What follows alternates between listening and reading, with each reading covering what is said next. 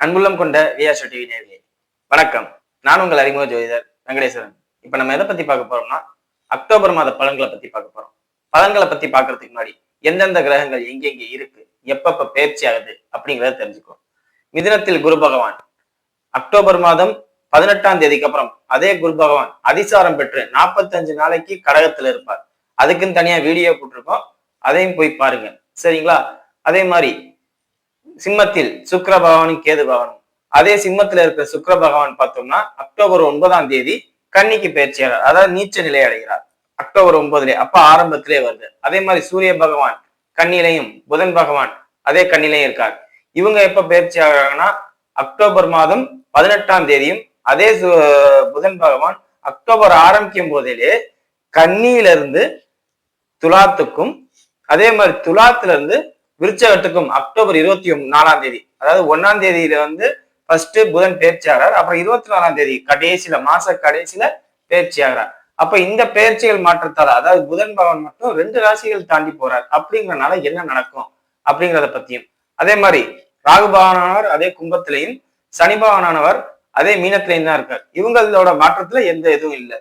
இந்த மாற்றங்களால என்னென்ன நடக்க போகுது அப்படின்னா, சுக்கிரன் நீச்சம் பெறுகிறார். அப்படிங்கும் போதுல உலக ரீதியா ஒரு போர் சம்பந்தப்பட்ட அறிவிப்பு, அதே மாதிரி கடன் சம்பந்தப்பட்ட விஷயங்களால் ரொம்ப பாதிக்கப்படுறது, பொருளாதார ரீதியா வணிகம் தொடர்பான அமைப்புகள்லையும் பொருளாதார ரீதியாவும் இந்த கவர்மெண்டே கொஞ்சம் கீழே போற மாதிரி அமைப்பு. வேணா சூரியன் நீச்சம் ஆகுறாரு, சுக்கிரன் நீச்சம் பெற்று சனியோட பார்வையில வராரு.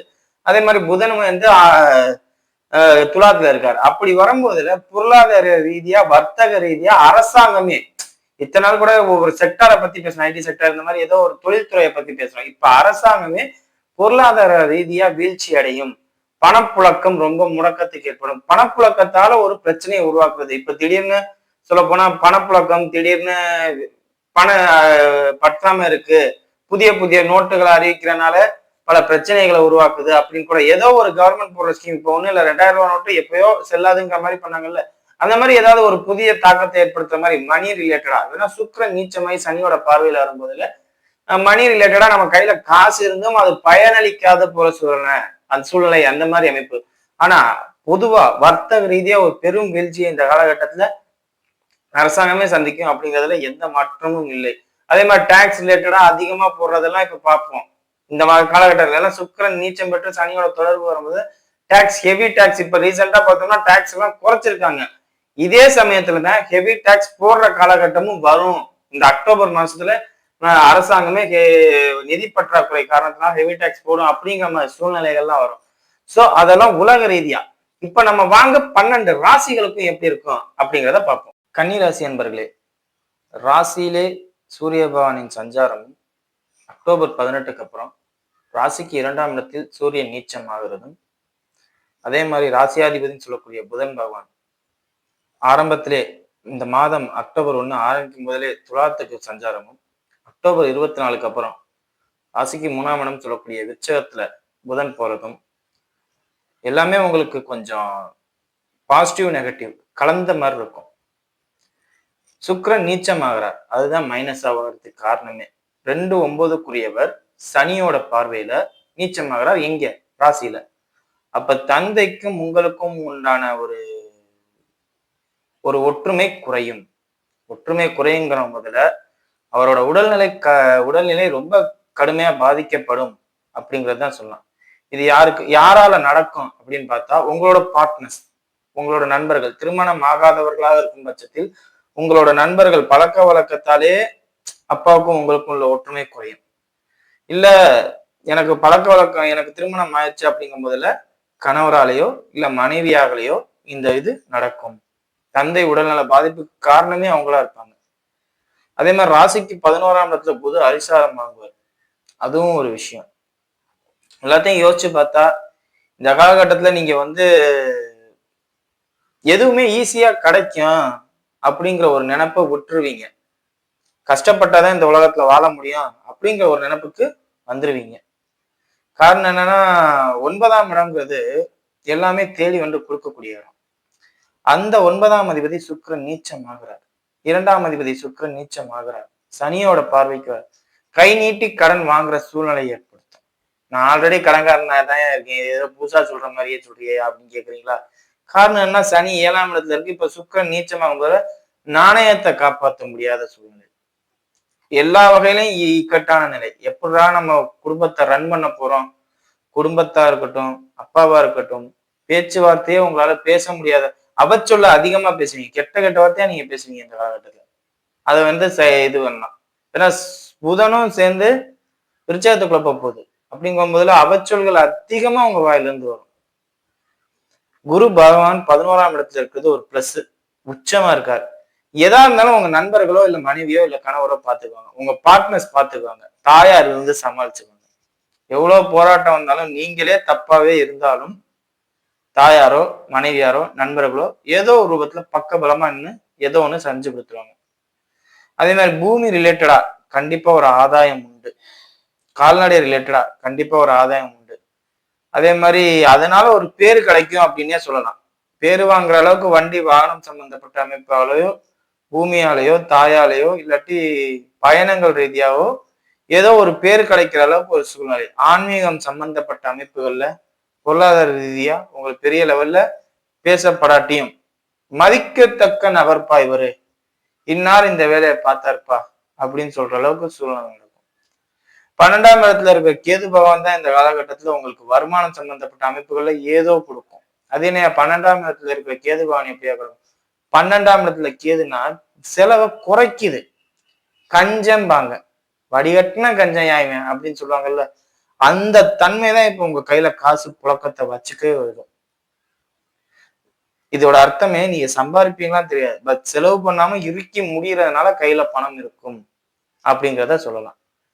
பள்ளி மாணவர்களுக்கு 4ஆம் அதிபதி உச்சம் பெற்ற நாள். படிப்பு அற்புதமா இருக்கும். விளையாடுவீங்களான்னு தெரியாது, ஆனா படிப்புல நீங்க ஃபர்ஸ்ட் கிளாஸ். வாத்தியாருக்கே சொல்லி கொடுக்குற அளவுக்கு. மேக்ஸ்ல பெரிய கிங் ஆகலாம். திடீர்னு மேக்ஸ்ல கிங் ஆகலாம், இல்ல பிசிக்ஸ்ல கிங் ஆகலாம், சயின்ஸ்ல திடீர்னு பெரிய ஆகலாம். ஏன்னா குரு உச்சமாகும் போது அந்த படிப்புல அதிகமான ஆர்வம். வாத்தியாருக்கு நல்ல செல்ல பிள்ளையா நீங்க வருவீங்க. 11ஆம் இடத்துலதான் குரு உச்சமாகுது. அதனால வாத்தியார்களுக்கு நீங்க செல்ல பிள்ளையா இருப்பீங்க. புதுசா டியூஷன் சென்டர் கூட சமயத்துல போறதுக்கு வாய்ப்பு இருக்கு. சரிங்களா? அதே மாதிரி திருமணம் ஆகாதவர்களா இருக்கும் பட்சத்தில் திருமணம் ஆகும் காலகட்டம். ஆனா இந்த திருமணமானது நிலையான திருமணமா அப்படிங்கிறது சொல்ல முடியாது. காரணம் என்ன? குரு அதிசாரம் பெற்று வக்ரமும் ஆவாருங்கிறத கவனத்துல வச்சுக்கணும். அந்த மாதிரி பேச்சுவார்த்தை வறுமை ஒழிய உறுதியா கிடைக்குங்கிறத சொல்ல முடியாது. சரிங்களா? இப்ப வாங்க நட்சத்திர ரீதியான பலன்களை பார்ப்போம். உத்திர நட்சத்திரக்காரர்கள். உத்திர நட்சத்திரக்காரர்களை பொறுத்தவரையும் எல்லாமே தனிச்சு நின்று செயல்படுற மாதிரி இருக்கும். ஏன்னா நட்சத்திராதிபதி நீச்சம் ஆயிடுவாரு அக்டோபர் 18க்கு அப்புறம். ராசியில சுக்கிரன் நீச்சம், சனி பாக்குது.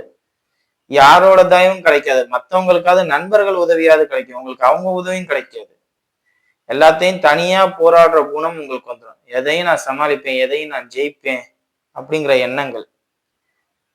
குருட்டுத்தனமான அதிர்ஷ்டங்களும் கிடைக்கும். காதல் சம்பந்தப்பட்ட அமைப்புகள்ல வெற்றியும் உண்டு. அதே மாதிரி பெற்றோர்களுக்கு தெரியாம திருமணம் செய்யற அமைப்பு, இதெல்லாம் நடக்கும். ஸோ நான் வந்து அதெல்லாம் உங்க பர்சனல். பட் ஆனா பேசணும்னு அவசியம் இல்லை. பட் ஆனா பொதுவா அந்த வீடியோ இந்த காலகட்டத்துல இப்படி எல்லாம் நடக்குதுங்கும் போது அதை நம்ம வெளிப்படுத்திடணும். பெற்றோர்கள் கொஞ்சம் கவனமா இருப்பாங்கல்ல. நீங்க ஏதாவது திடீர்னு ஏதாவது பண்ணி வச்சீங்கன்னா அவங்க சமாளிக்கிறதுக்கு ஒரு வாய்ப்பு கிடைக்கும்ல. முடிஞ்ச அளவுக்கு இந்த காலகட்டத்துல வெளிநாட்டுக்கு போறதுக்கு ஏற்பாடு பண்ணுங்க உத்திர நட்சத்திரக்காரர்கள். அரசாங்க வேலையில இருக்கிறவர்கள் இருந்தா தயவு செஞ்சு டிரான்ஸ்பர் வாங்கிட்டு வெளியில போங்க. இல்லாட்டி மேலதிகாரிகளிடம் உங்களுக்கும் ஏதாவது கருத்து வேறுபாடு ஏற்படும். இல்லாட்டி உங்க கூட இருக்கிற ஒர்க் பண்ற ஃபீமேல் ஸ்டாஃப் ஆண்களாக இருக்கும் பட்சத்தில் பெண்களாலோ, பெண்களாக இருக்கும் பட்சத்தில் ஆண்களாலோ ஒரு பாதிப்பு, மனச்சங்கட்டம், கசப்பு ஏற்படுற மாதிரி உள்ள அமைப்பு. அதே மாதிரி வண்டி வாகனம் பழுதாகிறது. யாருக்கிட்டையும் வண்டி நீங்க கடன் வாங்காதீங்க, நீங்களும் யாருக்கும் வண்டியை கொடுக்காதீங்க. 4ஆம் அதிபதி உச்சமா இருக்கு. எப்படி இது? சுக்கிரன் நீச்சம், சனி பார்வை. அதை கவனிக்க பாருங்க. வண்டி பழுதாகி அதுக்கு சரி பண்றேன், சர்வீஸ் பண்றேன் அப்படின்னு கண்டிப்பா இந்த காலகட்டத்துல நீங்க அதிகமா செலவு பண்ணுவீங்க. சரிங்களா? அதே மாதிரி தாய் வழி உறவினர்களாலும் தந்தை வழி உறவினரும் திருமணம் சம்பந்தப்பட்ட அமைப்பு கைகூடி வர்றதுக்கான வாய்ப்பு அதிகம். ஸோ திருமணம் சம்பந்தப்பட்ட அமைப்பு வந்தா நீங்க தாராளமா இந்த நேரத்துல பண்ணலாம். சுப விரயங்கள் அதிகமா பண்ற மாதிரி உள்ள அமைப்புகளும் இருக்கு. ஏன்னா சுக்கிரன் சனியோட சேருது இல்ல, சுப செலவுன்னு சொல்லிட்டு கணக்கு வழக்கு பார்க்காம கண்ணா பின்னான்னு செலவர அமைப்பு. ஸோ இந்த மாதிரி அமைப்புகளை நீங்க சரியா பயன்படுத்திங்கன்னா உங்களுக்கு நல்லா இருக்கும் அப்படிங்கிறத சொல்லலாம். சரிங்களா? அடுத்தது ஹஸ்த நட்சத்திரக்காரர்கள். அஸ்த நட்சத்திரக்காரர்களை பொறுத்தவரையும் கணவன் மனைவியருக்கிடையே கருத்து வேறுபாடு ஏற்படுறது, வாயால எல்லா பிரச்சனையும் வாங்கி கட்டிக்கிறது. முடிஞ்ச அளவுக்கு அமைதியா இருங்க. குறிப்பா தாயாரிடம், நீங்க உங்களை பெத்த தாயாரிடம் அமைதியா இருக்கிறது ரொம்ப ரொம்ப நல்லது. காரணம் என்னன்னா 4ஆம் அதிபதி உச்சம், அவங்க பவர்ஃபுல் ஆயிட்டாங்க. இத்தனை நாள் நீங்க என்ன ஆட்டம் ஆடி இருந்தாலும் இவங்க இப்ப அவங்க ரிவர்ஸ் அடிக்கிற நேரம் வந்துருச்சு. சோ தாயாரிடம் அதிகமாக அடி வாங்கும் நட்சத்திரக்காரர்கள் இந்த காலகட்டத்தில் யாருன்னா அஸ்த நட்சத்திரக்காரர்கள். அதே மாதிரி மனைவியிடமும் அதிகமா அடி வாங்க அஸ்த நட்சத்திரக்காரர்கள் யாருன்னா அஸ்த நட்சத்திரக்காரர்கள். 7ஆம் அதிபதி தானே உச்சம். கணவன் மனைவியிடம் அதிகமா அடி வாங்கக்கூடிய நட்சத்திரக்காரர்கள் அஸ்தம். சோ இந்த காலகட்டத்துல முடிஞ்ச அளவுக்கு வாயை கண்ட்ரோல் பண்ணிக்கோங்க. வாயாலதான் எல்லா பிரச்சனையும் வரும் உங்களுக்கு. சுக்கிரன் நீச்சம், சனியோட பார்வை. நான் சொன்னேன்ல, அவச்சொல் அதிகமா பயன்படுத்தி, அவச்சொல் பேசுறதுனாலே அடி வாங்குவீங்க. யார்கிட்ட என்ன பேசுறோம்னு தெரியாம அடி வாங்குவீங்க. அதே மாதிரி சனி பகவான் ராசிக்கு 7ஆம் இடத்துல இருக்கிறதுனால இந்த காலகட்டத்துல நீங்க கடன் வாங்குற சூழ்நிலைகள் ஏற்படும், இல்லாட்டி வியாதி சம்பந்தப்பட்ட அமைப்புகள் ஏற்படும். அது உடம்ப கொஞ்சம் பக்குவமா பார்த்துக்கோங்க. பெண்களாக இருக்கும் பட்சத்தில் சுக்கிரன் நீச்சம் பெற்று சனியோட தொடர்பு போன்றதால் இந்த பீரியட்ஸ் ப்ராப்ளம், ஹார்மோன் சம்பந்தப்பட்ட பிரச்சனைகள் ஏற்படு வரும். அதாவது பெண் மருத்துவரை சந்திக்கும் சூழ்நிலை ஏற்படும். இந்த கைனகாலஜிஸ்ட்பாங்கல்ல, அந்த டாக்டர்ஸை பார்க்குற மாதிரி ஒரு சூழ்நிலை வரும். உடம்புக்கு முக்கியத்துவம் கொடுங்க, சரிங்களா? முடிஞ்ச அளவுக்கு வெள்ளிக்கிழமை விரதமா இருங்க. நீங்க அந்த விரதம் இருந்தீங்கன்னாவே அந்த ஹார்மோன் ப்ராப்ளம் கிரியேட் ஆகாது. ஏன்னா சுக்கிரன் நீச்சம் ஆகுறது, அதனால இதை சொல்றேன், சரிங்களா? அதிகப்படியான ஆளுமை குணத்தை நீங்க எதிர்பார்ப்பீங்க இந்த நேரத்துல, அடக்கி ஆளணும்ட்டு. அதெல்லாம் இந்த காலகட்டத்துல வேண்டாம். அப்படி நினைச்சீங்கன்னா அதனாலே எல்லா ப்ராப்ளமும் வரும், சரிங்களா?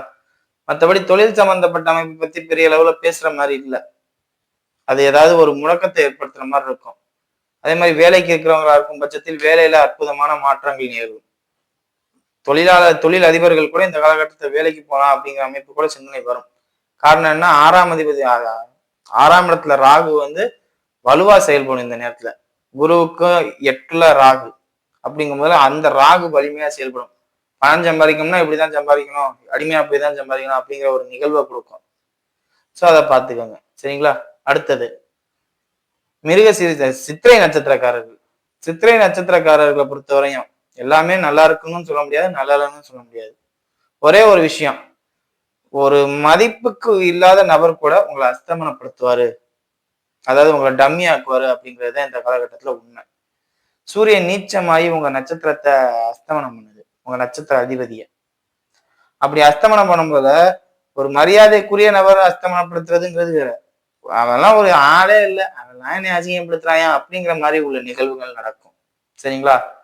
வண்டி வாகனத்துல போகும்போதுல எச்சரிக்கையா இருங்க. குரு உச்சமா இருக்கு, நான் ஏன் சார் எச்சரிக்கையா போனாதான் என்ன, எச்சரிக்கையா போங்க. குறிப்பா நாய் குறுக்கால நிக்கிற மாதிரி இருந்துச்சுன்னா தயவு செஞ்சு அங்க அமைதியா போங்க. ஏன்னா சூரியன் நீச்சம் பெற்று செவ்வாயால் அஸ்தமனப்படுத்தப்படுறார். சூரியன் நீச்சம் பெற்று செவ்வாயை அஸ்தமனப்படுத்துறாரு, மாத்தி சொல்றேன், செவ்வாயை அஸ்தமனப்படுத்தப்படுறான்ட்டு. அந்த செவ்வாய் அஸ்தமனம் உங்களுக்கு விபத்துகளையும் கண்டங்களையும் யதார்த்தமா கொடுக்கும், சரிங்களா? வண்டி வாகனத்துல போகும்போது எச்சரிக்கையா போறது நல்லது. அதே மாதிரி உங்க வீட்டுல இருக்கிற கால்நடை, பூமி சம்பந்தப்பட்ட அமைப்புகளை நீங்க பத்திரமா வச்சுக்கோங்க. இல்லாட்டி யாராவது அபகரிக்கிற மாதிரி உள்ள சூழ்நிலைகள் ஏற்படும். குழந்தைகள் சம்பந்தப்பட்ட அமைப்புகள்ல அற்புதமா ஏற்றம். கைக்கு வர வேண்டிய பணம் தாராளமா வந்துகிட்டு இருக்கும். கொடுக்கல் வாங்கல் துறையில இருக்கிறவங்களுக்கு எல்லாம் நல்லா இருக்கும். இதுல எல்லாம் எந்த குறையும் இல்லை. அதே மாதிரி வெளிநாட்டுக்கு போகணும்னு ஏற்பாடு பண்றவங்க இந்த காலகட்டத்துல ஏற்பாடு பண்ணலாம். தந்தையோட உடல்நிலை தேறி தந்தைக்கும் உங்களுக்கும் உண்டான பேச்சுவார்த்தை நல்ல முறையில இருக்கும். தாயாருடைய உடல்நிலை மட்டும் கொஞ்சம் கவனமா பார்த்துக்கோங்க, சரிங்களா? மற்றபடி சகோதர சகோதரிகளின் உடல்நிலை, உங்களுக்கு அடுத்தாப்புல இருப்பாங்கல்ல, அவங்களெல்லாம் கொஞ்சம் பாதுகாப்பா பார்த்துக்கோங்க. நீங்க தான் பாதுகாக்கணுங்கிற கட்டாயத்துக்கு வருவீங்க. ஸோ அந்த மாதிரி ஃபுல் சப்போர்ட்டா போய் நிக்கிற மாதிரி சூழ்நிலை வந்துச்சுன்னா போய் நின்னுங்க, தப்பு இல்லை. அவங்க உங்களுக்கு எதுவுமே பண்ணாட்டியும் பரவாயில்ல, நீங்க இந்த நேரத்துல அவங்களுக்கு பக்கபலமா உதவியா நின்னீங்கன்னா எல்லாமே நல்லா இருக்கும் அப்படிங்கிறது. பின்னாடி உங்களுக்கு அவங்களே உதவி பண்ணுவாங்க அப்படிங்கிறத சொல்லலாம். மற்றபடி கல்வி ரீதியாகவும் இருக்கட்டும், தொலைதூர பயணம் சம்பந்தப்பட்ட அமைப்புகளா இருக்கும், ஆன்மீக பயணமா இருக்கட்டும், எல்லாமே ஓரளவுக்கு பரவாயில்ல. உங்களுக்கு பிரச்சனைன்னு பார்த்தோம்னா வண்டி வாகனத்துல கவனமா போகணும். குறிப்பா நாய் சம்பந்தப்பட்ட அமைப்புகள்ல கவனமா. குரு வந்து செவ்வாய் வந்து 2ஆம் இடத்துல இருக்கு, பலமா இருக்கு, நல்லா இருக்கு. சூரியனால் அஸ்தமனப்படுத்துறாரு, அதை மறந்துடாதீங்க, சரிங்களா? நட்சத்திர அஸ்தமனம் ஆகிறதுனால தான் எதுவுமே, இல்லாட்டி இதையும் சொல்லணும்னு அவசியம் இல்லை, சரியா? வீடியோ இப்பதான் ஃபர்ஸ்ட் டைம் பார்க்கறதா இருந்தால் லைக் பண்ணுங்க, ஷேர் பண்ணுங்க, கமெண்ட் பண்ணுங்க. சேனலை மறக்காம சப்ஸ்கிரைப் பண்ணுங்க. வேற எதுவும் ஜோதிட ஆலோசனைக்கு கீழே உள்ள நம்பருக்கு கால் பண்ணுங்க. நன்றி.